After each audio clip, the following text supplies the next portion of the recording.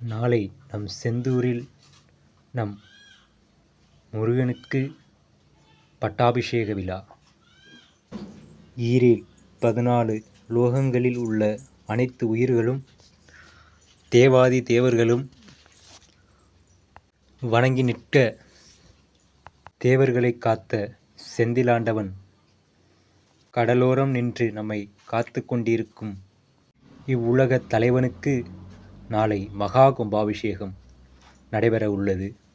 அனைவரும் செல்ல இயலாது. இருக்கும் இடத்திலே முருகனை நினைத்து அவருக்கு இஷ்டமான திருப்புகழ், கந்தர் அனுபூதி, வேல்மாறல், குமாரஸ்தவம்